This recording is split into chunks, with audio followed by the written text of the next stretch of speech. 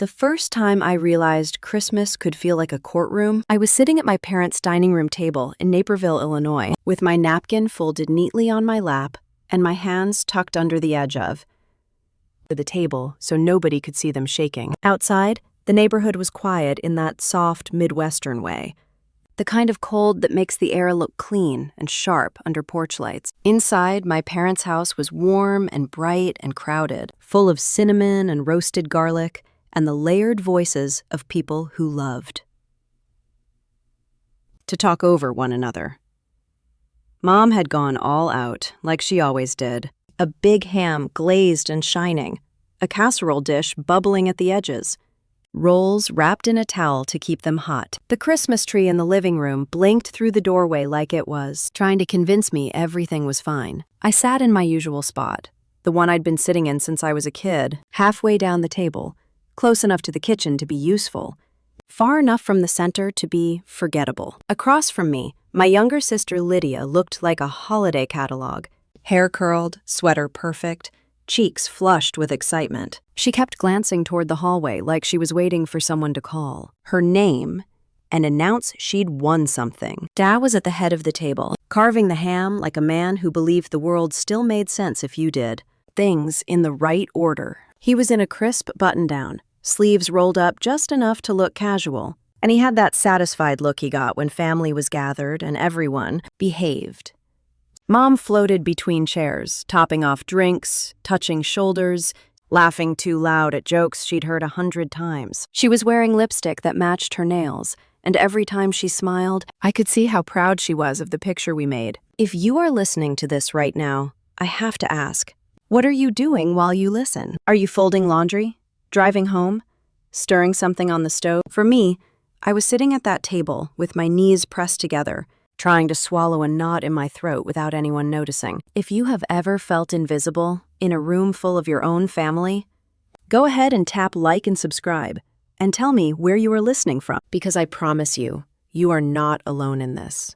Dinner moved the way it always did, like a familiar song. Aunt Dawn talked about her church holiday fundraiser. Someone's husband told a story about traffic on Interstate 90 and how people forgot how to drive the minute it snowed. I nodded and smiled at the right moments, even laughed once or twice, but it felt like I was watching myself do it from a few feet away. My mind kept circling the same thought, the one I'd been trying to ignore since I pulled into my parents' driveway and noticed the garage door was shut tight. Lydia kept tapping her foot, a small, impatient bounce under the table. Every so often, she leaned toward Mom and whispered something, and Mom would swat her hand playfully, the way you do with a child who cannot wait for dessert. Dad watched them with soft eyes, like whatever secret they were sharing was something sweet he'd baked himself. Right when plates were mostly empty, and the room had that sleepy warmth that comes after a good meal, Dad stood up and lifted his glass. He didn't tap it with a spoon.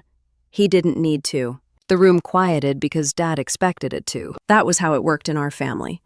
Dad spoke, and everyone listened. He cleared his throat, smiling like he was about to tell a joke. He looked down the table at Lydia, and the smile widened into something almost theatrical. He said he wanted to take a moment, because this year had been special. He said Lydia had been working so hard, that she had graduated, that she deserved something meaningful to mark the moment. Mom clasped her hands together and gave a little squeal, like she was just as surprised as everyone else. But I could see the practiced excitement in her face. Lydia put both hands over her mouth.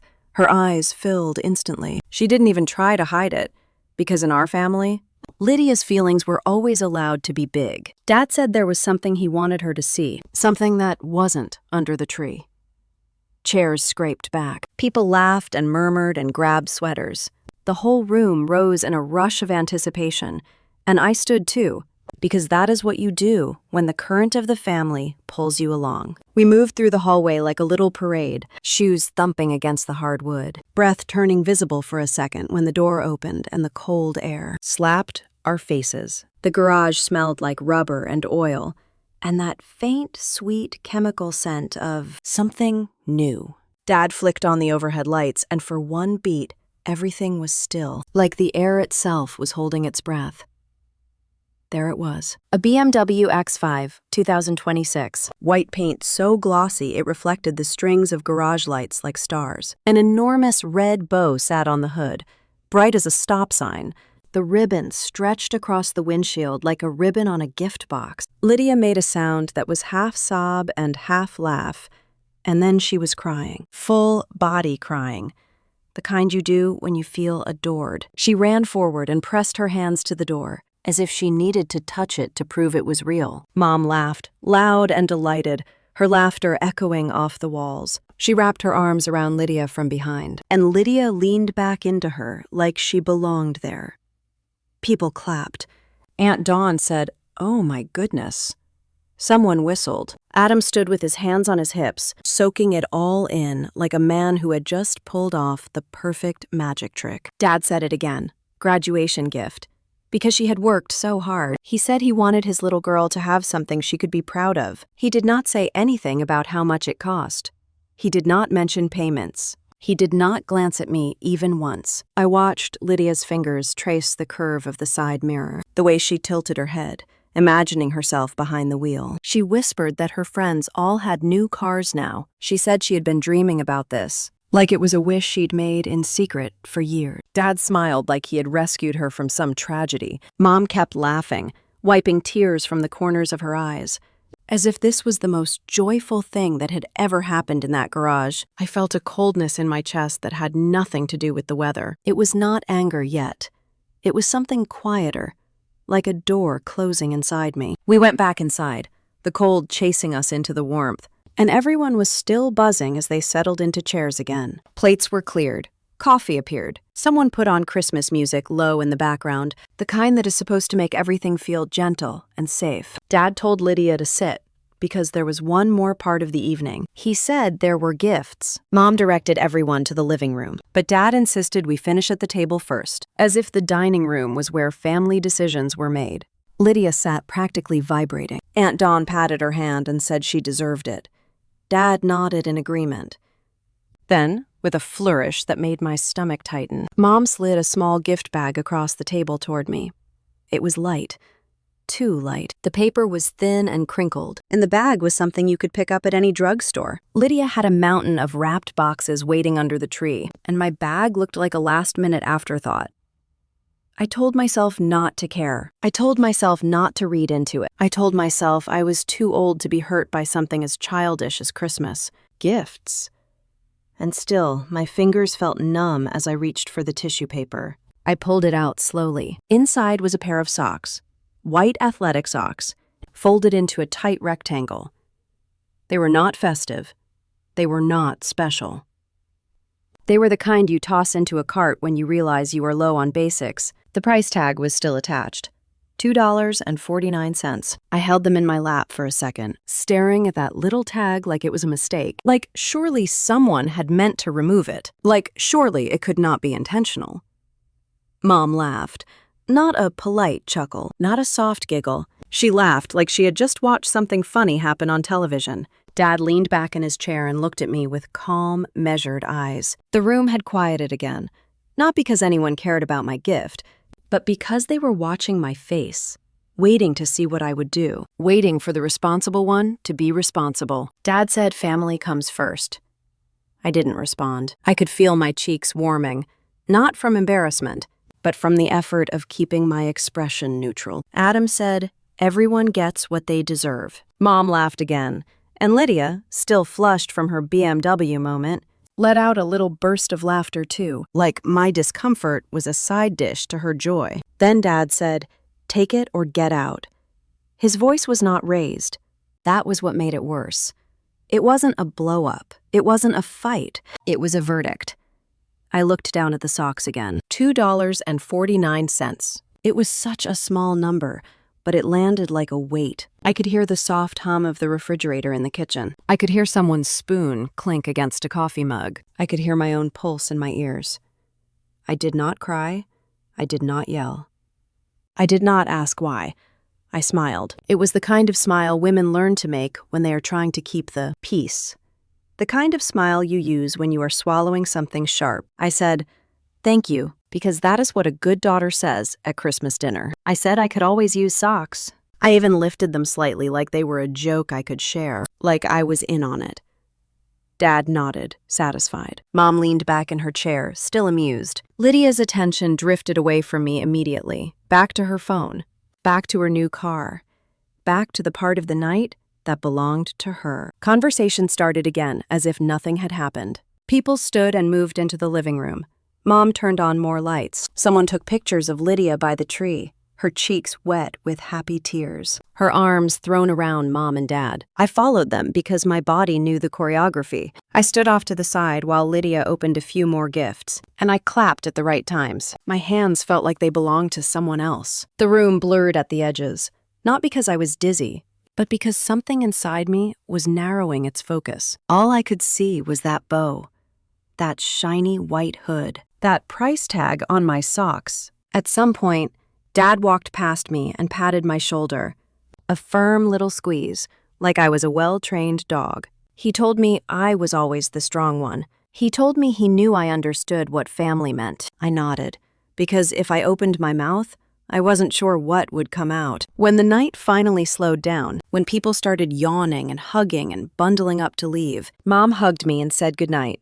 She told me to drive safely. She told me she was proud of me. She told me she loved me. I said I love you too, because old habits are hard to kill. Lydia barely looked up when I told her goodnight. She was still holding her key, turning them in her hand like she couldn't believe they were real. She said something about taking the BMW out first thing in the morning, maybe posting a video. She said she could not wait to show everyone. Dad locked the door behind the last guest. He checked the windows like he always did. Mom turned off the kitchen light. The house settled into its nighttime quiet, and I stood in the hallway for a moment, listening to the muffled sound of Lydia's laughter from upstairs. I walked into my childhood bedroom, the same pale wall, the same familiar creak in the floorboard by the dresser. The bedspread was holiday-themed, something Mom had put on to make it feel cozy. The lamp threw a warm circle of light on the nightstand. I sat on the edge of the bed with the socks still in my hand. $2.49. I thought about Dad's voice, calm and certain. Family comes first. Everyone gets what they deserve. Take it or get out. I realized he had already told me exactly where I stood, and for the first time in my life, I didn't feel the urge to earn my way back into his approval. I didn't feel the urge to explain myself. I didn't feel the urge to fix it. I just felt tired. I set the socks on the nightstand like they were evidence. I turned off the lamp, and the darkness filled the room. Down the hall, I heard Mom's laughter again, softer now, as if she was reliving the moment. I lay there, staring at the ceiling, listening to the house breathe. And I knew that when morning came, I was not going to be the person they expected me to be. That thought sat heavy in my chest as the house finally went quiet. The laughter down the hall faded. Doors closed softly. Pipes clicked as someone turned on water. Then there was nothing but the low hum of the furnace and the faint ticking of the clock in the hallway, the same clock that had counted down every Christmas of my childhood. I lay there in the dark, staring at the ceiling, listening to my own breathing. I did not cry. I did not replay the scene at the table again and again like I usually would. Instead, my mind felt oddly still, like it had reached a conclusion long before my emotions had caught up. After a while, I sat up and reached for my phone. The screen lit the room in a pale blue glow. It was late, well past midnight, but sleep felt impossible. My body was tired, my eyes burned, yet my thoughts were sharp, focused in a way that surprised me. I opened my email, then closed it. I opened my banking app, then hesitated. For years, whenever something felt wrong with my family, I had talked myself out of looking too closely. I had told myself not to make waves, not to overthink, not to question. Tonight, that instinct was gone. I swung my legs over the side of the bed and stood up. The carpet was cold under my feet. I padded across the room to the desk Mom still called my study, even though it was really just an old piece of furniture from a clearance store and a chair that wobbled if you leaned back too far. I sat down and opened my laptop. The screen came to life, and with it, the quiet reality of my life. Not memories, not emotions, just facts. I logged into my bank account first. The familiar list of transactions filled the screen, neat and orderly. lines of responsibility stacked one on top of the other. I did not scroll far. I did not need to. The mortgage payment was there, scheduled, like it had been for years, automatic, reliable. My name is attached to it, not Dad's. Mine. I clicked into the details. The amount. The date. The confirmation that it would process without anyone needing to lift a finger. I leaned back in the chair and closed my eyes for a second. Then I opened the insurance account. Auto insurance. The policy covered both of my parents' vehicles. My email. My phone number. My payment method. All of it tied back to me. Like a web I had spun slowly, one helpful decision at a time. Utilities were next. Electric, gas, water, everything that kept the house warm and bright and comfortable during an Illinois winter. All on automatic payment. All managed through logins Dad never bothered to learn because he did not need. 2. Escrow followed. Property taxes bundled neatly into monthly payments. Out of sight, out of mind. Again, my name, my account, my responsibility. I sat there staring at the screen, the soft whir of the laptop fan the only sound in the room. This was the truth I had never allowed myself to say out loud. Not to my friends, not to my coworkers, not even to myself. Their life worked because I made it work. I thought about Dad standing in the garage, chest puffed out, basking in the applause as Lydia cried over her BMW. I thought about the way he had spoken. Confident, sure, like a man who believed he was in control. Everything is fine, he always said. That had been his favorite phrase for as long as I could remember. Everything is fine, as long as the lights stay on. Everything is fine, as long as the bills are paid. Everything is fine, as long as someone else quietly handles the details. The decision to buy that car had not been practical. It had not been planned. It had been emotional, driven by pride and pressure and the desire to see Lydia happy, to give her what her friends had, to feel like a generous father. I could see that clearly now, without bitterness, without anger. What he had not done was think about what would happen next. I opened a new tab and logged into the payment portal. My hands were steady.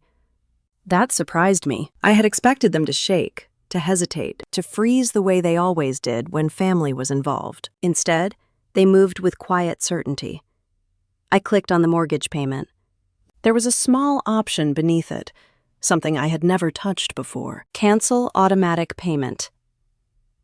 The words sat there, simple and unassuming. No warning banners, no dramatic pop-ups.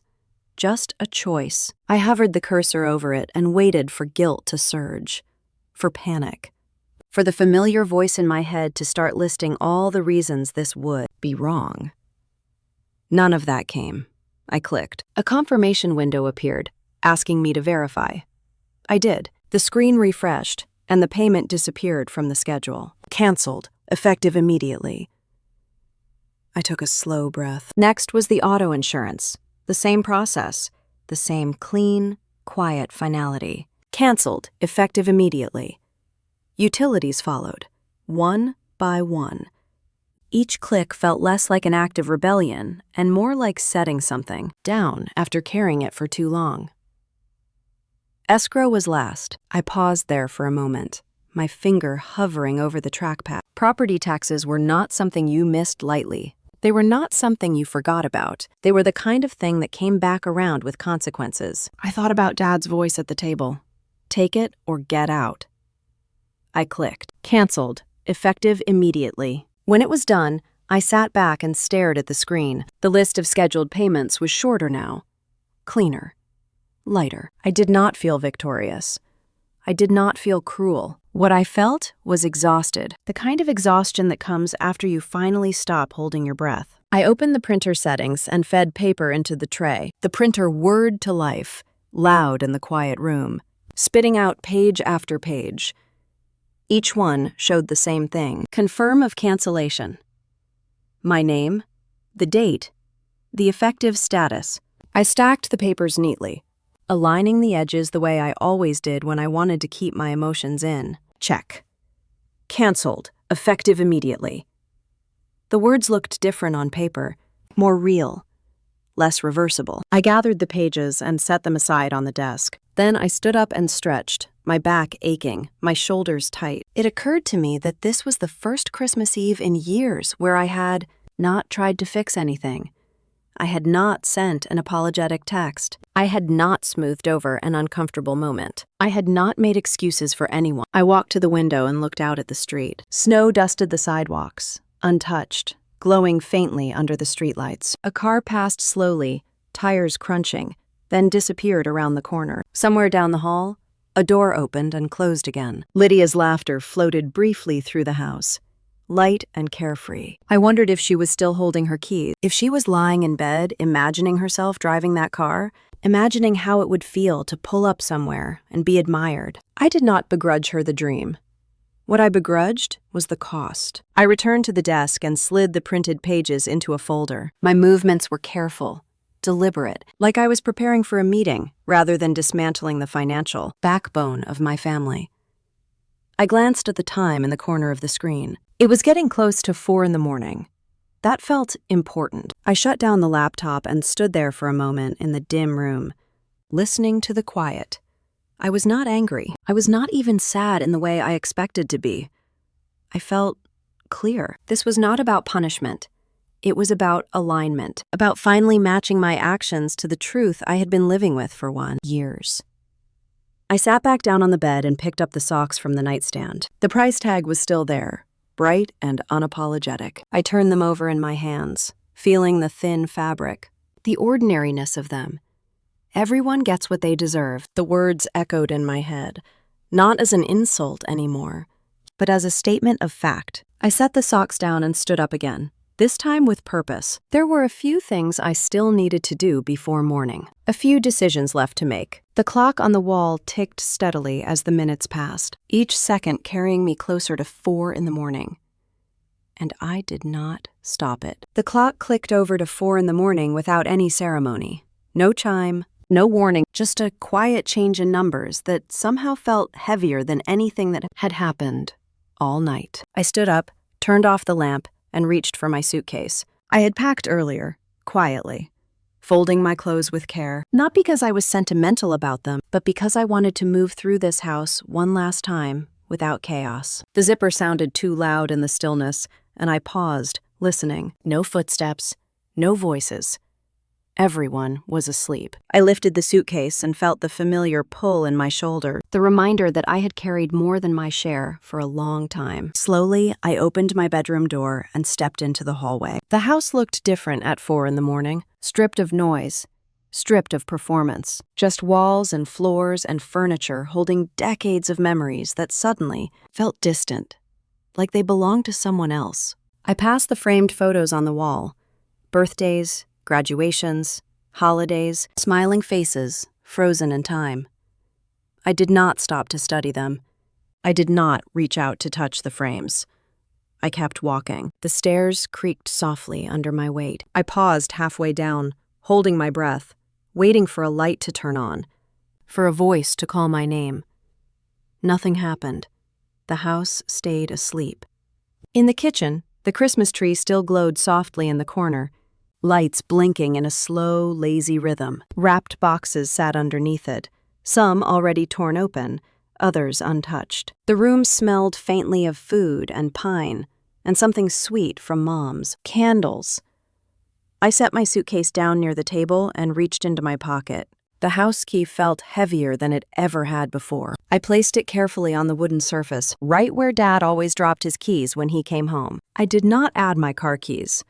Those stayed in my coat pocket, where they belonged. For a moment, I just stood there, looking at that small piece of metal, no against what it meant. This was not dramatic. This was not symbolic in a way anyone would appreciate at first glance. It was practical. Final. I reached into my bag and pulled out the folder I had prepared. Inside were the printed confirmations, stacked neatly, the edges still crisp. Canceled, effective immediately.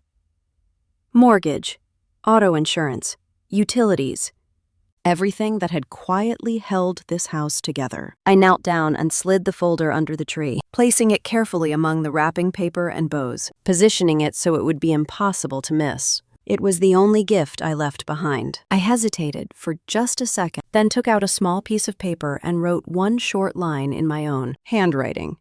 Nothing dramatic, nothing long.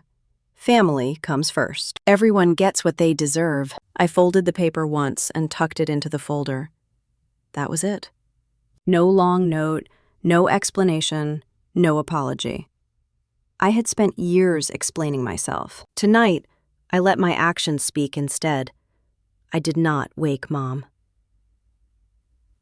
I did not knock on Lydia's door. I did not look back toward Dad's office, where the light was always on late into the night, even when no work was being done. I pulled on my coat, slung my purse over my shoulder, and lifted the suitcase again. The weight felt different now, manageable, like it matched what I was carrying inside for the first time in a long while. At the front door, I paused with my hand on the knob. The house was completely silent, as if it were holding its breath. For a brief moment, a thought flickered through my mind. Not regret, not fear, just a quiet awareness that once I stepped outside, there would be no easy way back.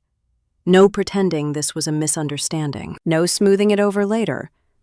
I opened the door and stepped into the cold. The air hit my face, sharp and clean, and I inhaled deeply. Snow crunched softly under my shoes as I walked down the front steps. The neighborhood was asleep.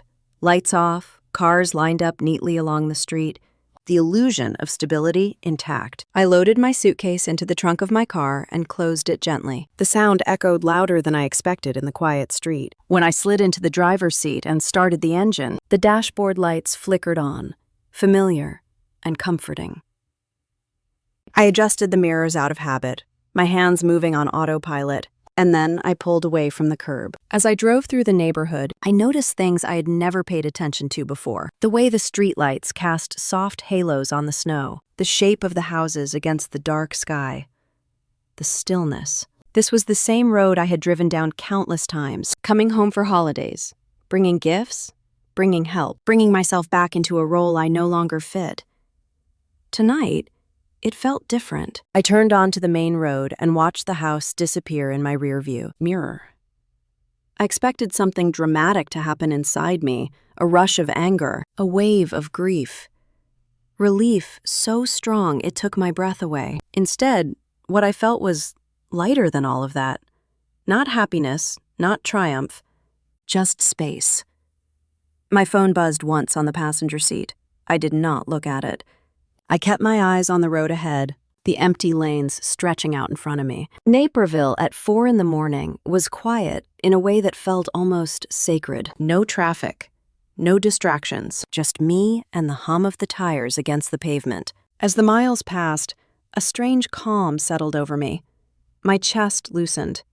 My shoulders dropped. For the first time in years, there was no list running through my head of things I needed to fix, manage, or prevent from falling apart.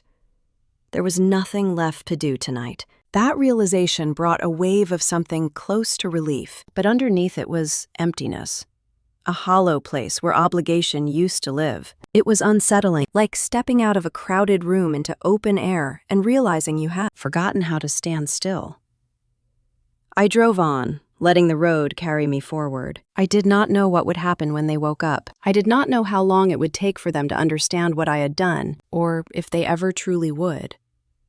I did not try to predict the fallout. For once, I allowed myself not to plan for everyone else's reaction. The sky was just beginning to lighten at the edges as I headed toward the highway, the dark blue slowly giving way to gray. Morning was coming, whether anyone was ready for it or not. I tightened my grip on the steering wheel and kept driving, carrying with me a mix of lightness and loss, freedom and uncertainty. The house behind me was quiet.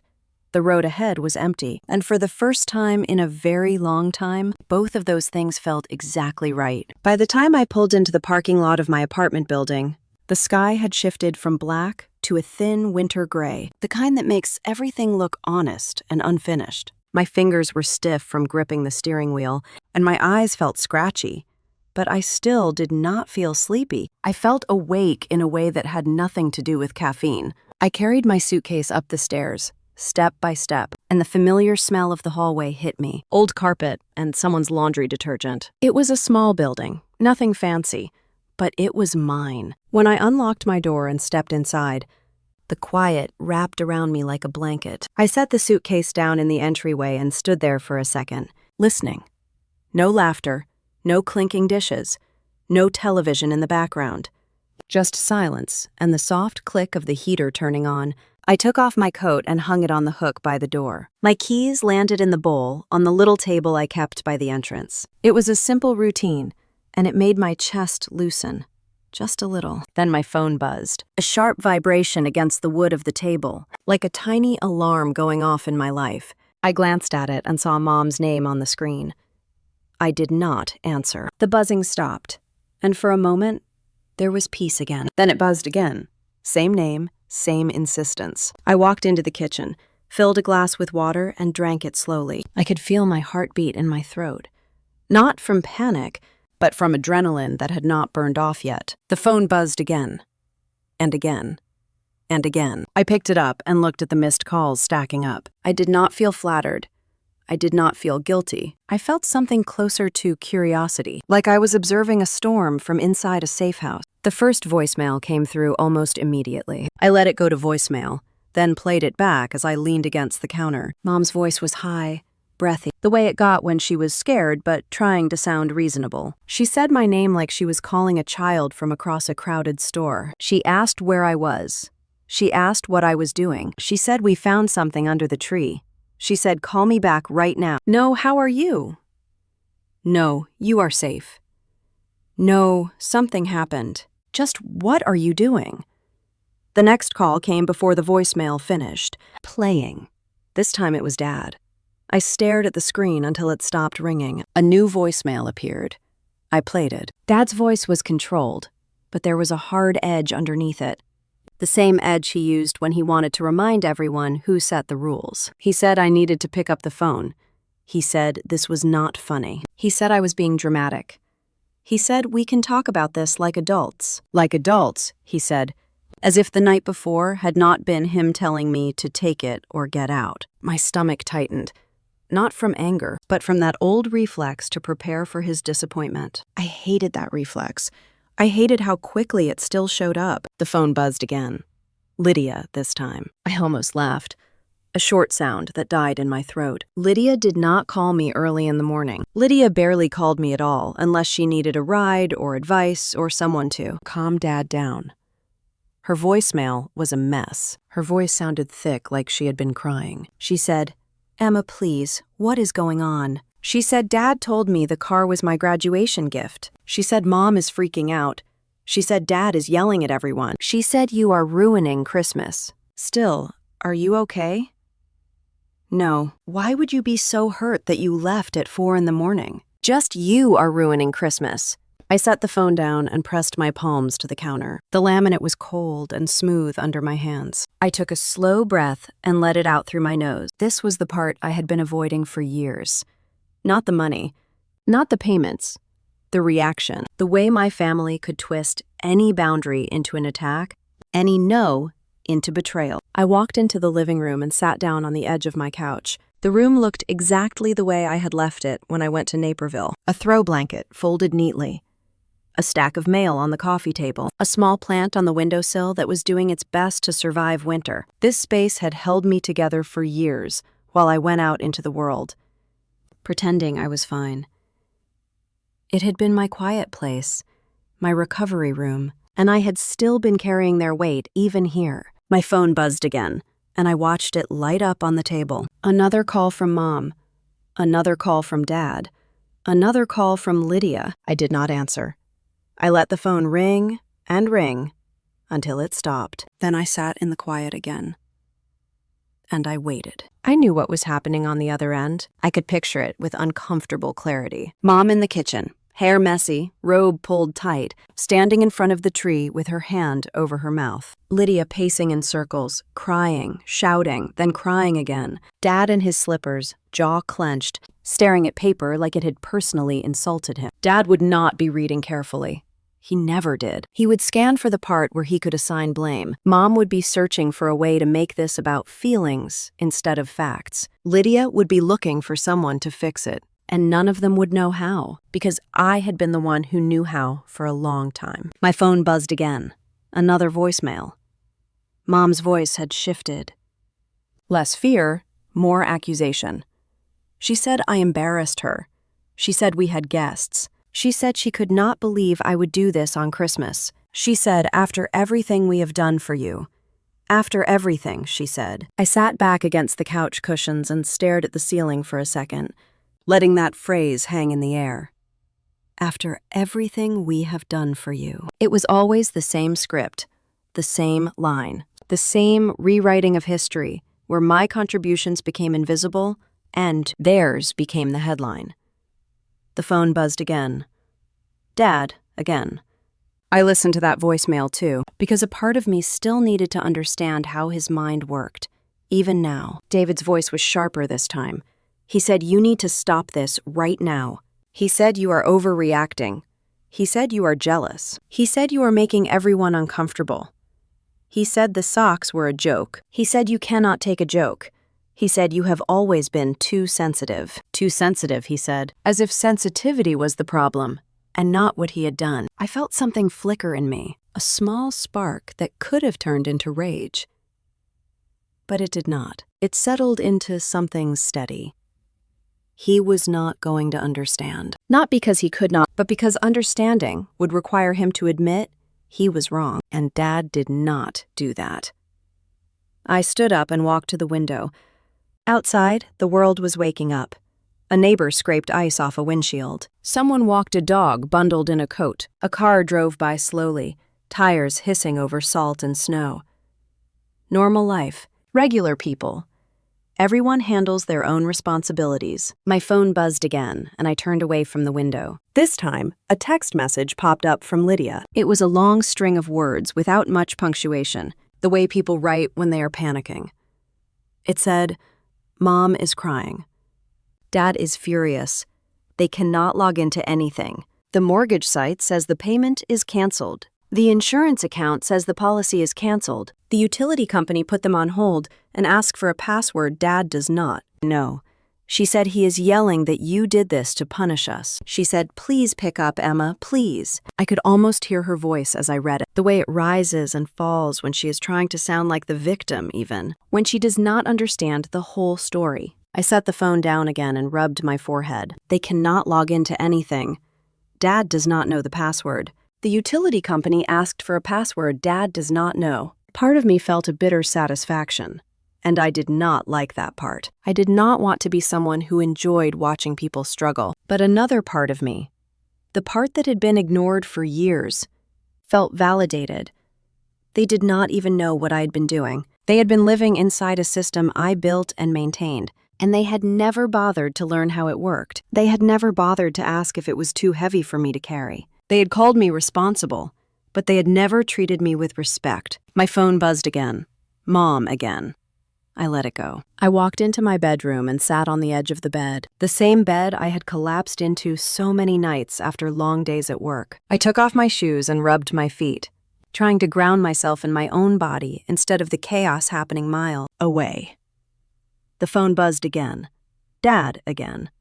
Then another text from Mom. It said, pick up right now.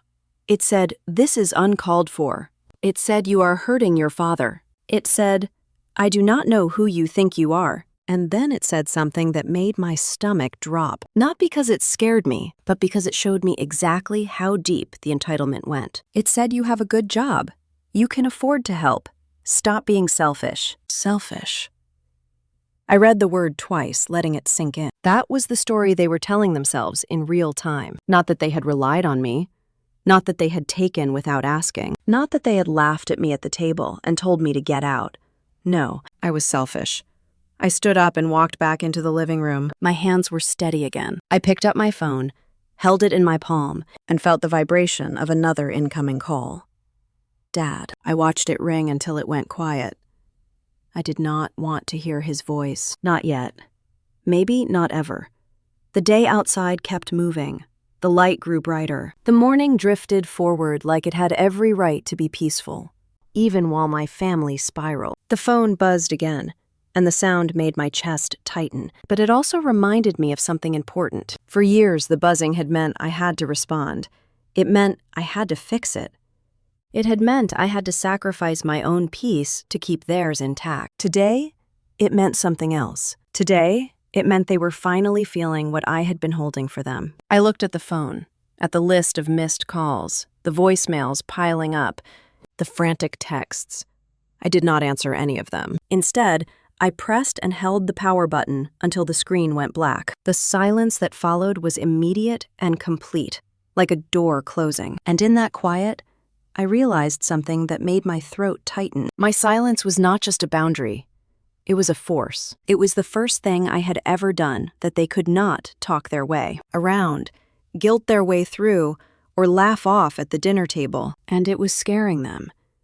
For a while after that morning, there was nothing. No calls, no messages. Just quiet days that settled into a new rhythm I was still learning how to live inside. I went back to work. I bought groceries without doing mental math in every aisle. I slept through the night without my phone lighting up on the nightstand. Week passed. The world did not end. My chest slowly unclenched. Then the first domino fell. I did not hear about it right away. Not from Mom. Not from Lydia. I heard about it from a number I almost did not recognize when it lit up my phone one afternoon while I was sitting at my desk. Dad. I stared at the screen for a long moment, my fingers hovering above it. This was the first time his name had appeared since Christmas morning. No voicemail build-up, no string of angry texts beforehand. Just a call. I let it ring once. Twice. Then I answered. His voice sounded different immediately. Lower. Unsteady. Not angry. Not commanding. Scared. He said my name softly, like he was testing it. Like he was not sure if he was allowed to say it anymore. Then he took a breath and told me he had been in an accident. My stomach dropped, a sharp, cold feeling spreading through my chest. I asked if he was hurt. He said no, just a small collision. A fender bender at a stoplight. He said everyone walked away. He said the car was drivable. He said it was nothing serious, but the way his voice trembled told me it was not nothing. He went quiet for a second. Then said there was a problem with the insurance. I closed my eyes and leaned back in my chair. He explained it slowly, haltingly, like he was trying to piece it together as he spoke. He said when he called the insurance company to file a claim, they told him the policy was inactive.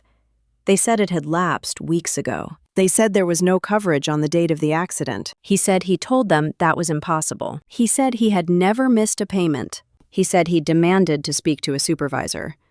I could picture it clearly. David was standing in the kitchen or maybe the living room, phone pressed to his ear, voice rising with every sentence, convinced that authority alone could fix this. But authority does not pay premiums. He said they asked him to verify his account information. He said they asked for the email on file, the phone number, the login credentials. He did not have them. He admitted that quietly, like it embarrassed him to say it out loud. He said they told him the cancellation notice had been sent. He said he never saw it. He said he did not know where it went. I sat there listening, my heart beating slowly, steadily. I was not surprised. I had known this moment would come. I just did not know how it would feel. He stopped talking and waited. The silence stretched between us, thick and uncomfortable. I realized he was waiting for me to explain. To fix it, to step in and make the problem disappear the way I always have. Instead, I told him the truth. I said I stopped paying. I did not raise my voice. I did not soften it. I did not add an explanation or an apology. I stopped paying. There was a sharp inhale on the other end of the line. Then nothing. No yelling, no accusations, just stunned quiet. After a few seconds, he asked what he was supposed to do. That question hit me harder than anything he could have said. Not because it was cruel, but because it was so revealing. He was not asking what went wrong. He was asking who would fix it now. I told him the claim would not be covered. I told him he would have to pay out of pocket. I told him the insurance company was not obligated to help because the policy was inactive.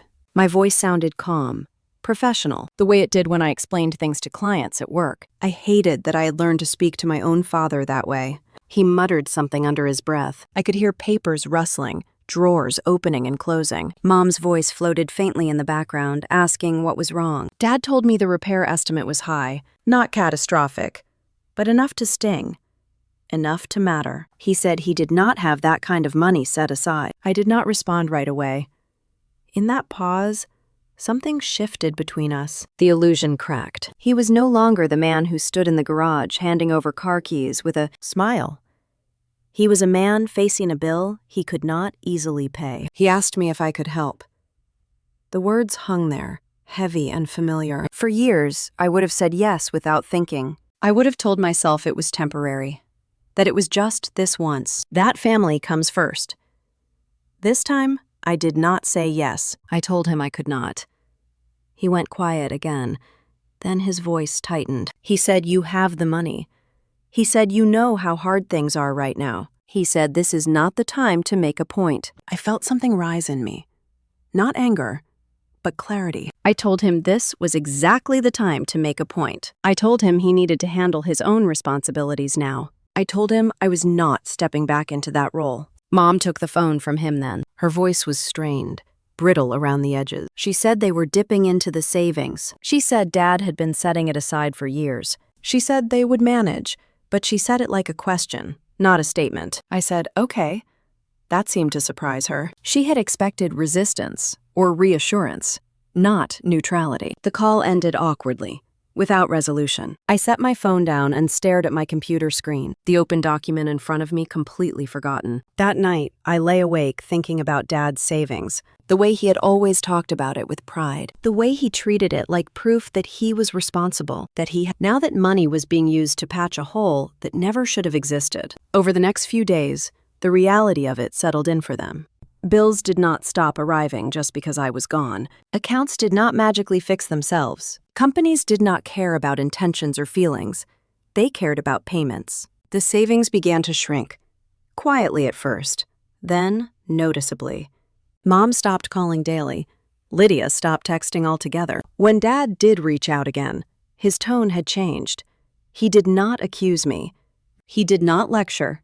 He asked questions. How do you set up an online account? How do you reset a password? How do you talk to the utility company?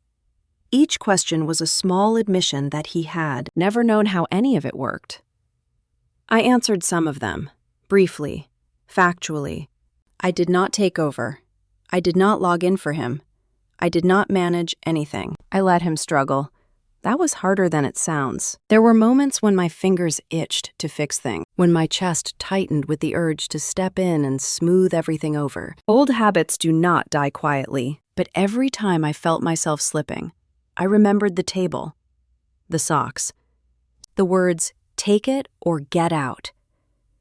The accident was small. No one was hurt. The car was repaired, eventually. The money came out of savings instead of my account. And in that shift, David learned something he had never been forced to learn before. Nothing had been fine. It had just been funded. The day he called to tell me the repair was done, his voice was subdued, tired. He did not thank me. He did not apologize. He said, "We did not realize how much you were doing."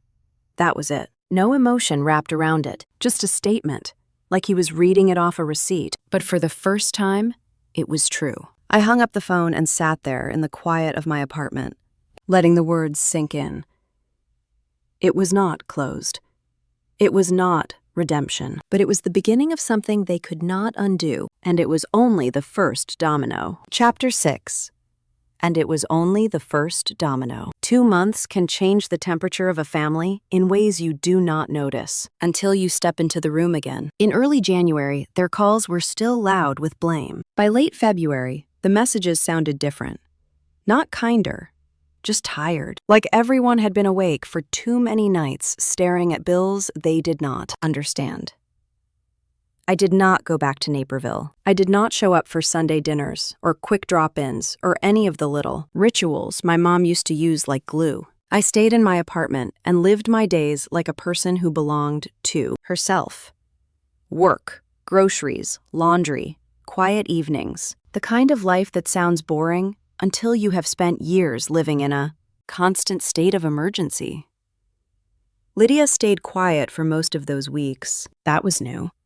Lydia loved attention. Lydia loved the spotlight. But when the spotlight turned from shiny to harsh, she vanished into her room like a cat under a bed. Then, one afternoon, while I was standing in the checkout line at the grocery store with a basket full of ordinary things, my phone rang. It was Lydia.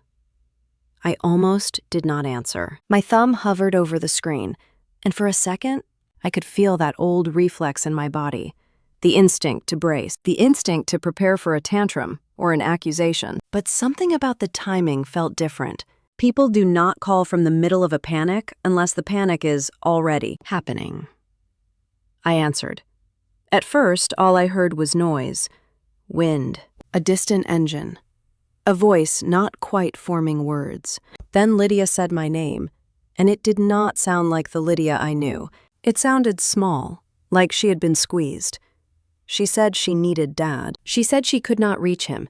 She said something was happening. I asked her where she was. She told me she was on a road near a shopping center, not far from home. She said she had pulled into a lot because a police car had lit up behind her. A police car, I repeated, because my mind did not want to process it. Lydia's breath hitched. She said she had not been speeding. She said she did not know what she did. She said the officer told her to turn off the engine and stay inside the car. I asked if she was okay. She said yes, but she sounded like she did not believe it. In the background, I heard a voice, muffled through the phone, a man asking for registration and insurance. Lydia's voice rose with that familiar edge, the one that always came out when she felt embarrassed. She said she could not find the paperwork. She said it should be in the glove compartment. She said Dad handled all of that. Dad handled all of that. I closed my eyes. She said the officer was standing by her window, and she could see people looking. Cars passing. A woman pushing a cart toward her own trunk slowly, watching too long. Like this was entertainment. Lydia said she did not want people to see her like this. I asked her what else was happening. She hesitated. Then she said there was a tow truck. A tow truck, I said, because my brain still wanted this to be something else. Lydia's voice cracked. She said it was not just a tow truck. She said it looked official. She said it was backing up behind the BMW, and the man driving it was getting out, like he had done this 1,000 times. My heart started beating harder. I gripped the handle of my grocery cart, knuckles whitening, as if that could keep the story from moving forward. Lydia said she told the officer it was her car. She said she showed her license. She said she begged him to tell the tow driver to stop. She said the officer looked at something on his handheld device, then looked back at her with a face that did not change. Then Lydia said the words that made everything click into place. She said the officer told her the vehicle was being repossessed. The grocery store around me kept moving. A cashier scanned items. Someone laughed near the floral section. The overhead music played a cheerful song that made my stomach turn. The normal world did not pause for other people's consequences. Lydia started crying. Loud, ugly crying. She said this could not be happening. She said Dad bought it for her. She said it was brand new. She said people were staring. I asked her if Dad knew. She said she had called him over and over. She said Mom was not picking up either. She said she did not know what to do. In the background, the tow driver's metal hooks clanked. I could hear it through Lydia's phone, sharp and cold, like the sound of a door slamming shut. The officer said something again, his voice calm, businesslike. Lydia repeated it to me in pieces. He was telling her she needed to remove her personal belongings. He was telling her the company had a legal right to take the vehicle. He was telling her he was there to keep things from escalating. Keep things from escalating. Like the BMW was not the escalation. Like the whole situation was not already burning. Lydia's voice turned frantic. She said she did not understand. She said Dad promised it was paid for. She said it was a graduation gift. She said he said not to worry about payments. I swallowed hard. That part was not surprising. David had always been confident when he handed someone a dream. The problem was, he had never been confident about the details after the dream arrived. Lydia said she wanted to call the tow company and tell them it was a mistake. She said she wanted to call the bank. She said she wanted to call someone who could fix it. I asked her if she had any paperwork in the car. She said no. She said Dad kept everything. Of course he did. The cashier at my line asked if I was paying with card or cash. I blinked, realized it was my turn, and handed over my card, with a hand that felt disconnected from my body. I paid, collected my bags, and walked out to the parking lot, my phone pressed to my ear, my heart thudding. Outside, the air bit my face. I set the grocery bags in my trunk and leaned against the car for balance. Lydia was still crying. She said she could not believe this. She said it was humiliating. She said everyone could see her. She said she felt like she was shrinking inside her own skin. Then she said the sentence that told me everything about how she had been living. She said she only wanted a car like her friends. Not a safe car, not a reliable car. A car like her friends. I pictured her in that BMW, smiling for photos, posting it online, letting people congratulate her like she had earned something. I pictured Dad in the garage at Christmas, proud of himself, proud of her, proud of the image. I pictured Mom laughing like the whole thing was a sweet story. And I pictured the quiet months after I left, the repairs Dad paid out of pocket, the savings draining, the bills stacking. Something had to give.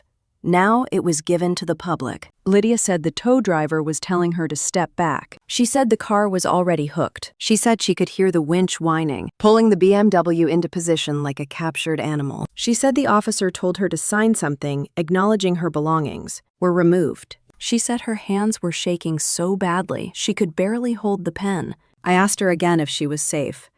She said yes, but her voice shook. She said she felt like she was going to throw up. I told her to take her purse, her phone charger, anything personal. I told her to breathe. I told her to get home safely. She snapped at me then, and the Lydia I knew flared up through the tears. She said, "How am I supposed to get home?" She said, "The car is my way home." She said, "This is your fault." There it was, the old reflex. Blame the nearest person who used to fix things. I did not argue. I did not defend myself. I did not remind her that Dad told me to get out. I did not remind her about the sock. I did not remind her about the years of me paying for systems she never even noticed. I just listened. In the distance behind her, I heard the tow truck engine rev. The sound grew louder, then started moving away. Lydia made a choking noise, like she had just watched something die. She said it was gone. Her voice was flat now, hollowed out. She said the bow was not on it anymore. She said it looked like any other car when it was being dragged away, like it was never special to begin with. She said people were still staring. I asked her again if Dad had called back. She said no. She said Mom was not answering. She said she felt stranded. For a brief moment, something tender moved in me. Not pity exactly, but a recognition. Lydia had been raised to believe the world would catch her before she fell. She had never been taught how to land. I told her to call a rideshare. I told her to go home. I told her to tell Dad what happened when she got there. Lydia started crying again, but softer this time, like she was running out of energy. She asked me what Dad was going to do. The question landed heavy. What was Dad going to do? That was what my family always asked when something went wrong. Not what we are going to do, not what can we change. What is Dad going to do? And for the first time, I did not have an answer. I said I did not know. Lydia went quiet. Then she said something small, almost like she was talking to herself. She said Dad was going to be so mad. Mad, not ashamed. Mad, not worried. Mad. I imagined Dad hearing the news. The way his face would tighten, the way his voice would sharpen, the way he would search for a way to make it someone else's fault. The tow truck had done its job. The officer had done his job. The lender had done its job. Reality had done its job. David was going to be left with only one thing: consequences. Lydia hung up soon after, saying she had to get out of the lot, that people were still watching, that she could not stand there anymore. Her voice sounded like she had aged 10 years in one afternoon. When the call ended, I stayed leaning against my car for a long time, staring at the rows of parked vehicles and shopping carts and people walking in and out of the store like nothing had happened. I thought about the Christmas garage, the applause, the pride. I thought about the price tag on my socks. I thought about Dad's steady voice telling me to take it or get out. And now I pictured Lydia on the side of the road, watching a tow truck pull away with her dream. The golden child, humbled in full daylight. I did not feel joy. I felt something quieter and harder, like a truth settling into place. Their world had been built on a foundation that depended on me staying silent and paying without question. The moment I stopped, the cracks did not appear. I climbed into my car, turned the key, and drove home with my groceries in the back seat, the heater warming my hands, my mind too clear for comfort. By the time I pulled into my parking spot and carried the bags upstairs, I also knew I was not going to stop them. The calls came anyway, not all at once, not in a rush like before. They came in waves, spaced out by days of heavy silence, the kind of silence that grows thick with dread. I heard about them the way you hear about a storm after it has already torn through town. Pieces of information scattered, incomplete, passed along by voices that sounded worn down. The first message came from Mom. Not a call. A few days later, Lydia sent a photo. Just one. An envelope on the kitchen table with the county seal printed in the corner. The return address alone told the story. Property tax office. I stared at the image longer than I expected to. For years, escrow had quietly handled everything. Taxes paid on time. No drama. No notices taped to doors. It was one of those invisible systems people forget exists until it stops working. Now it has stopped. More letters followed. Not sent to me, but photographed and forwarded, like evidence in a trial no one wanted to. Statements explaining that the previous payments no longer covered the balance. Warnings about amounts past due. Each envelope looked heavier than the last. I could imagine them piling up on the kitchen counter in Naperville, pushed aside at first, then stacked, then stared at in disbelief. I could see Dad picking them up, flipping them over, searching for a mistake. I could see Mom sitting at the table with her hands folded, whispering prayers she had not said in years. And I could see Lydia watching all of it with wide eyes, finally understanding that the world did not run on promises. The argument started soon after. I did not hear them directly. I heard about them in fragments. Lydia complained that Mom kept crying. Mom says Dad never listens. David snapped that no one appreciates how hard he works. Everyone is talking. No one is taking responsibility. Lydia sent a voice message one night that I almost deleted without listening. Her voice sounded brittle, like glass stretched too thin. She said she did not know how bills worked. She said she thought money just came from Dad. She said she did not understand why everything was suddenly so complicated. That sentence stayed with me longer than I wanted it to. Money just came from Dad. Not from work, not from planning, not from sacrifice. It just came. I thought about all the times I had quietly shifted my own budget to make room for theirs. All the times I had told myself I would buy something later. All the times I had swallowed resentment and called it family. And Lydia had never seen any of it. The next time Dad called, it was late in the evening. The light in my apartment had gone soft, the kind that makes everything feel slower. I almost let it ring, but something in me wanted to hear his voice now. Not because I needed closure, but because I needed confirmation. He sounded older, not weak, not defeated, just tired in a way that came from losing control of a narrative you had told yourself for years. He did not yell. He did not accuse. He asked if I knew what an escrow shortage was. I said yes. He asked why the county was sending notices. I said, because the payments were no longer being made. He went quiet for a long moment. Then he said he thought everything would sort itself out. Those words landed heavy. Sort itself out. That had been his plan. Not a strategy, not a budget, a belief. He admitted then what Lydia had only suspected. He said he bought the BMW quietly. He said he did not tell Mom at first. He said he did not think it would be a problem. He said Lydia had been talking for months about how her friends all had new cars. He said she worked hard. He said it was a graduation gift. He said he wanted to do something special. He said he assumed things would stay fine. I leaned back against my couch and closed my eyes. He had not asked if he could afford it.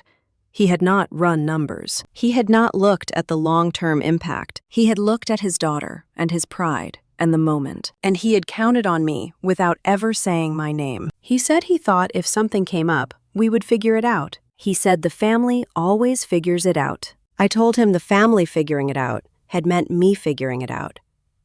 Alone, he did not argue. That silence told me more than any apology could have.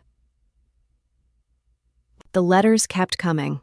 Final notices, past due amounts, explanations printed in cold language that did not care about intentions or love or pride. Just balances, deadlines, consequences. Lydia stopped sending photos after a while. I think she stopped opening the mail. Mom started calling my aunt more. I heard that through a cousin who called to check on me, her voice cautious, like she was stepping into a room with broken glass on the floor. She asked if things were really that bad. I said yes. She asked if I was helping. I said no. There was a pause. Then she said she understood, but she did not sound sure. I did not explain myself. I had learned by then that explanations were invitations to argue. Inside the house, the dynamic shifted in ways I could feel from miles away. Dad was no longer the steady center. He was reacting now, not leading. Mom hovered between panic and denial. Lydia oscillated between anger and fear, and I was no longer the invisible support beam holding everything upright. One evening, Dad called again. This time, his voice was flat. He said he had gone to the bank. He said he sat across from a man younger than him, who spoke in careful tones. He said they laid out the numbers. He said the margin for error was gone. He said he did not recognize the situation he was in. That sentence hurt more than I expected. He said he always thought he was in control. He said he thought responsibility meant good intentions and hard work. He said he did not realize how much he had handed off. I said nothing. I let him talk. He said he did not know how to fix it. That was the moment I had been waiting for without realizing it. Not the collapse, not the drama, the admission. Dad did not know how to fix it, and I did not step in. I did not tell him what to do. I did not offer to make a call. I did not suggest a plan. I did not remind him that I could handle it if he just let me. I listened, and when he finished, I told him I hoped he found a way. The line went quiet. I imagined him standing in the kitchen, phone in hand, staring at the same counter where I had once placed a folder under the Christmas tree. I imagined him realizing that the safety net was gone, not because I was cruel, but because he had never acknowledged it existed. After that call, the silence stretched longer. Days passed without messages, then weeks. The letters did not stop. The problems did not magically resolve, but something else changed. The blame quieted. There were fewer accusations, fewer frantic demands, fewer attempts to pull me back into the center of their chaos. They were too busy dealing with the consequences to focus on controlling the narrative. I sat in my apartment one night, folding laundry, listening to the soft hum of the dryer through the wall, and felt a strange mix of grief and relief. Grief for the family I thought I had. Relief that I no longer had to pretend. Dad had lost control. Not in a dramatic explosion, but in a slow unraveling of assumptions. He could not command his way out of math. He could not charm his way past deadlines. He could not hand someone else a dream and expect it to stay upright forever. And for the first time in my life, that loss of control did not pull me back in. It pushed me further out. I went to bed that night knowing that whatever came next would not be solved by me. And that felt like both an ending and a beginning. Something shifted after that. Not inside the house in Naperville, but outside of it, in the wider circle my family had always cared about more than they admitted. The circle of relatives, church friends, neighbors, people who smiled politely at holidays and quietly kept score. At first, I did not hear about it at all. My phone stayed mostly quiet. No late-night calls, no long texts filled with accusation or guilt, just silence. And then, slowly, the silence broke in a different way. A cousin I had not spoken to in months called one afternoon. Her voice was hesitant, careful. She said she wanted to check on me. She said she heard things were tense. I asked what she had heard. She paused, then said people were confused. She said everyone thought I was the one being dramatic at Christmas. She said that was the story that went around at first, that I had overreacted, that I was jealous, that I walked out over a pair of socks. I let her finish. Then she said something changed. She said people started asking questions. She said someone at a family gathering asked Dad how Lydia liked her new car. She said Dad got quiet. She said Mom jumped in and changed the subject. She said the room noticed. Another relative asked later why Lydia was riding with Mom everywhere. Someone else joked about gas prices and said at least Lydia had a BMW to worry about it in. Lydia apparently left the room. The questions did not stop. Where is the car? Why is Lydia borrowing rides? Did you sell it already? 1. I could picture it. The polite smiles, the casual tone, the way people probe without sounding like they are probing. My cousin said eventually someone asked outright. She said it was not rude, just curious. She said Dad looked like he had swallowed something sour. The story did not come out cleanly. It never does. Pieces were shared, details softened, responsibility blurred. But the truth has a way of surfacing, even when people try to bury it under explanations. The car had been taken. Repossession is a word that lands heavy in a room like that. It carries judgment, whether anyone means it to or not. After that, the tone changed. I heard from an aunt who had not called me in years. She left a voicemail that started with, "I just wanted to check on you." She said families can be complicated. She said sometimes people expect too much without realizing it. That was new. Another cousin messaged me late one night. She said she heard you were paying a lot of the bills before. She said I did not know that. She said that is a lot for one person.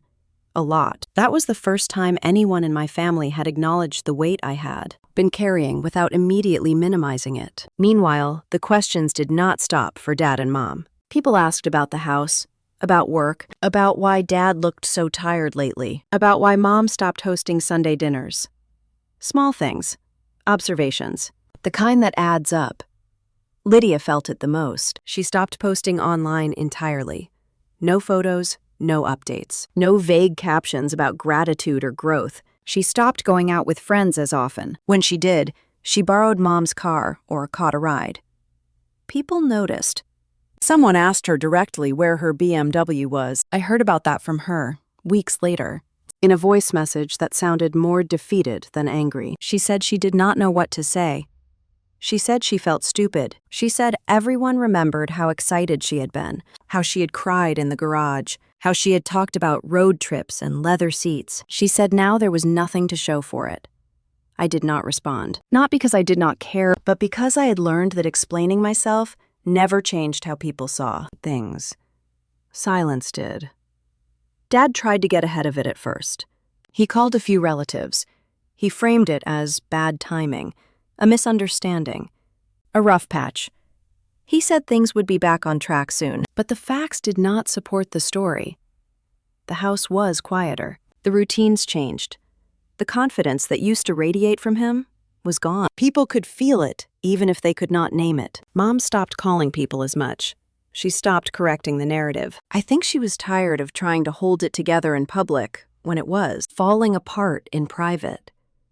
And I stayed out of it. When people did reach out to me, I did not tell my side of the story in full. I did not list numbers. I did not describe late nights and spreadsheets and years of responsibility. I said one sentence. I stopped paying. No bitterness, no drama, just a fact. Some people went quiet after that. Some said, I understand. Some did not say anything at all. But no one called me selfish anymore. That word disappeared from conversations, the way it does when it no longer fits the facts. I noticed the change in myself, too. The way my shoulders no longer tensed when my phone rang. The way I did not feel the need to defend my choices to people who had never lived inside my life. The silence I had chosen was doing more work than any explanation ever could. One afternoon, I ran into an old family friend at the grocery store. She smiled politely, then looked at me more closely, like she was seeing me for the first time in years. She said, "You look lighter." I laughed softly, surprised by the honesty of it. I said, "I feel lighter." She nodded, like that made sense. Like she had seen this story before. Maybe lived it herself. No one asked me to fix anything anymore. No one hinted that I should step in for the sake of peace. No one reminded me that family comes first. The unspoken understanding had shifted. People saw that what had happened was not a tantrum. It was a boundary. Dad stopped calling me to ask for advice. When he did call, it was brief. Neutral. Sometimes awkward. The authority was gone from his voice. In its place was caution. Mom's messages softened. Less accusation. More updates. She told me when Lydia started working more hours. She told me when Dad spent an entire weekend sorting paperwork instead of watching television. She told me things like she was reporting the weather. Lydia stayed mostly silent. When she did reach out, it was not to brag or complain. It was to ask simple questions about adulthood that she had never needed to ask before. How do you budget groceries? How do you know what you can afford? Those questions used to feel like burdens. Now they felt like signs of something changing, even if slowly. I answered some of them, not all. I chose carefully what I gave and what I kept, and I did not step back into the role of protector or provider. I let my absence do the talking. There is a particular power in silence when it is chosen and not imposed, when it is not avoidance but clarity. I felt it in my own body, in the way my breath came easier. In this way, my thoughts no longer raced ahead to anticipate disaster. For years, my family had spoken loudly about loyalty and sacrifice and family first. They had never examined who was paying for those values. Now they were being examined by others, quietly, casually, in passing comments and raised eyebrows. And I did nothing to accelerate it. I lived my life. Work, friends, evenings that ended without anxiety, mornings that began without dread. The silence around my name changed tone. It was no longer sharp or judgmental. It was thoughtful, curious, sometimes respectful. I did not need vindication. I did not need apologies. I needed space. And I had it. As the weeks passed, I realized something that surprised me. The story was no longer mine to tell or defend. It belonged to them now. And the quiet I kept was answering every question they could not. Life without being the safety net did not arrive all at once. It came in small moments that felt almost boring at first. The absence of crisis was so unfamiliar that my body did not trust it. I would wake up some mornings with my heart already racing, bracing for a problem that never came. Then I would realize nothing was wrong. I went to work. I answered emails. I sat through meetings without half my attention drifting toward my phone. The constant background noise of responsibility that had followed me for years slowly faded, like a ringing in the ears that you do not notice until it stops. My boss, Caleb, noticed the change before I did. One afternoon, he asked me to stay after a meeting. His tone was casual, but his eyes were focused in a way that told me this was not small talk. He said he had been watching my work closely. He said I seemed more present lately, more decisive. He said he trusted me with something bigger. I felt a flicker of surprise, followed by something warmer. Pride, maybe. Or relief. For years, I had been competent, reliable, the one people leaned on. But I was also tired, distracted, split in half between my own life and the invisible labor waiting for me at home. Now there was space. Caleb started looping me into conversations I had never been part of before. Budget planning, long-term strategy, decisions that required clear thinking and follow-through. I did not hesitate the way I used to. I did not second-guess myself. I realized I had been operating on survival mode for so long that I forgot what it felt like to build instead of patch. My finances changed too, not because I suddenly had more money, but because the money I earned finally stayed where it belonged. I paid my bills on time without stress. I set aside savings without resentment. I bought groceries without calculating how much was left for someone else. It was not a luxury. It was stable. I cooked more. Simple meals, nothing impressive, but I ate at my table instead of standing at the counter scrolling through messages. I slept better, deeper, without dreams of ringing phones or overdue notices. There were moments when the quiet felt too quiet. I would see something small that reminded me of my family. A commercial for a holiday sale. A house with lights on in every window. A car like the one Lydia used to drive. Those moments came with a tug in my chest. Not regret exactly, more like mourning. I miss them sometimes. Or maybe I missed the idea of them. The version of family I had spent years trying to earn my way into. I let myself feel that sadness without acting on it. There were days when guilt crept in, uninvited. It would whisper that I had abandoned them, that I had chosen peace over loyalty, that I should check in more, do more, be more. On those days, I reminded myself of the table, of the socks, of the words that told me exactly where I stood. Take it or get out. I had gotten out, and I was still standing. The strangest part was realizing how much energy I had spent waiting for something to go wrong.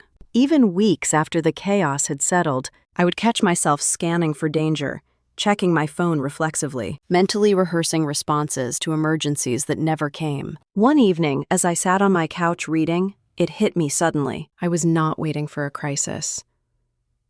The thought stopped me cold. I closed the book and stared at the wall, letting the realizations sink in. For most of my adult life, I had lived in a state of anticipation, always ready to step in, always braced for impact. That tension had shaped everything. My choices, my relationships, my sense of self. Without it, I felt lighter, and also unsure, like someone learning how to walk without armor.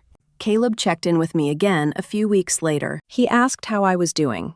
Really, not in the polite way people ask when they expect a polite answer. He said I seemed different, in a good way. I told him the truth, without details. I said some personal responsibilities had shifted. I said I finally had room to focus. He nodded like he understood more than I said. People who have lived a little usually do. At home, my routines became anchors. Morning coffee by the window, a walk after dinner.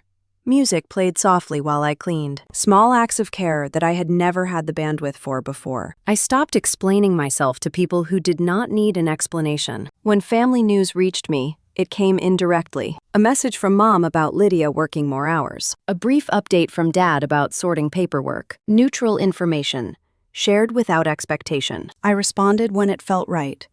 Briefly, kindly, without offering solutions. I noticed that my responses were no longer followed by requests. The dynamic had changed.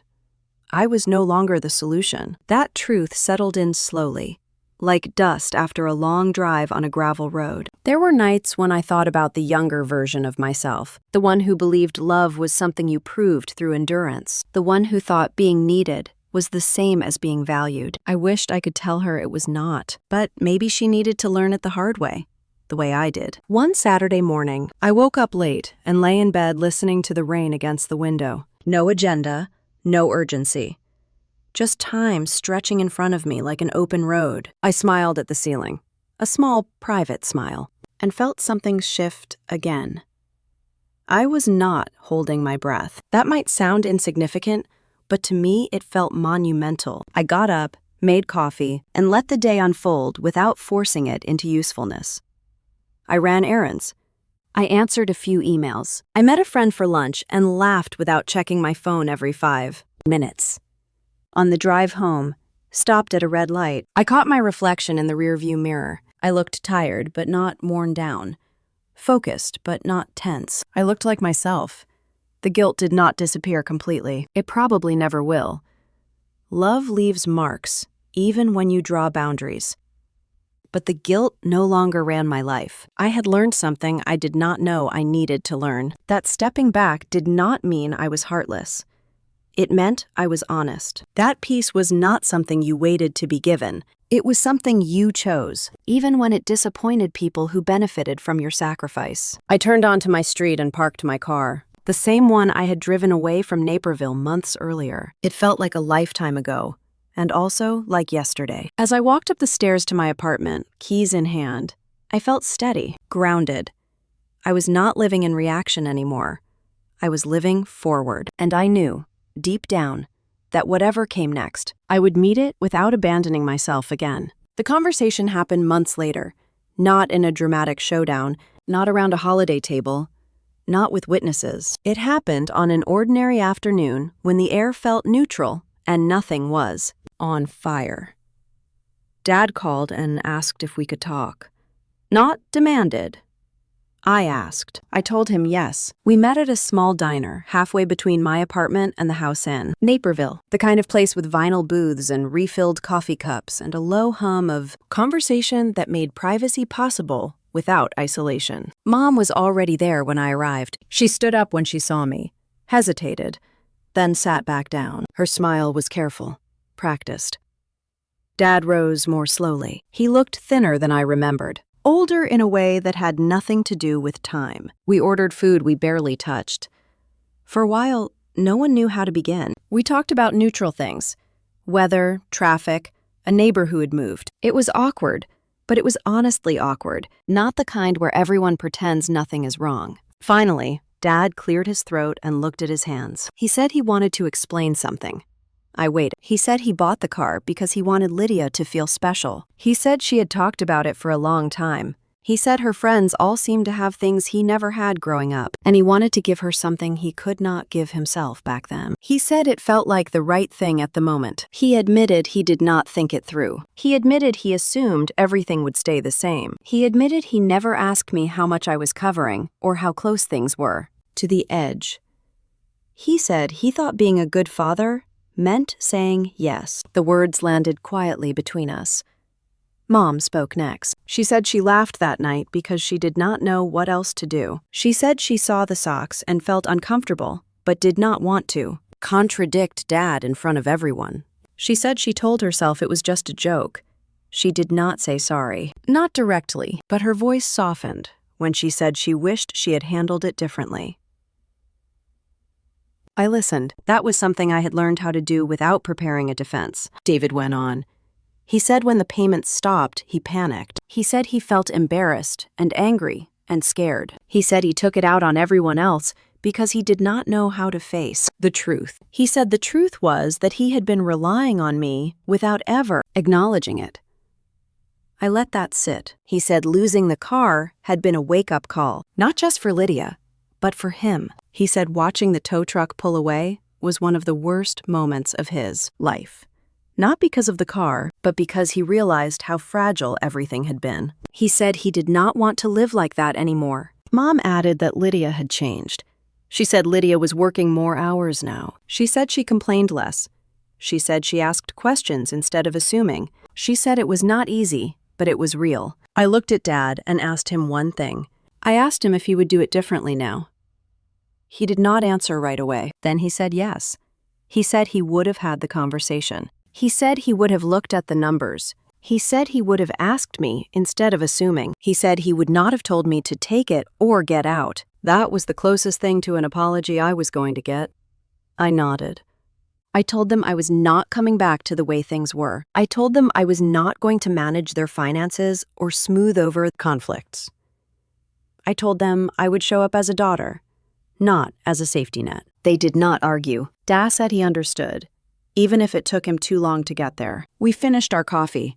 We stood up. Mom hugged me, briefly, like she was afraid to hold on too long. Dad put his hand on my shoulder and squeezed once. It was not a reset. It was a truce. Life did not turn into a tidy ending after that. We did not become a picture-perfect family. We did not erase the past, but the lies stopped. Lydia no longer floated through life, assuming someone else would catch her. David no longer pretended everything was fine when it was not. Mom stopped laughing things off that needed to be faced, and I stopped shrinking to make room for everyone else. Family comes first means something different to me now. It does not mean sacrificing yourself until there is nothing left. It does not mean staying quiet to keep the peace. It does not mean being the most responsible person in the room while everyone else enjoys the benefits. To me, family comes first means honesty. It means boundaries. It means refusing to fund disrespect. It means choosing integrity over approval. Walking away was not revenge in the way people expect revenge to look. There was no yelling, no public exposure, no dramatic confrontation. There was silence. There was truth. There were consequences that arrived on their own timeline. That was enough. If you have ever been told you were too much or not enough for your own family, remember this. Silence can be power, and truth can be the loudest revenge. Tell me in the comments what integrity means to you and where you are listening from.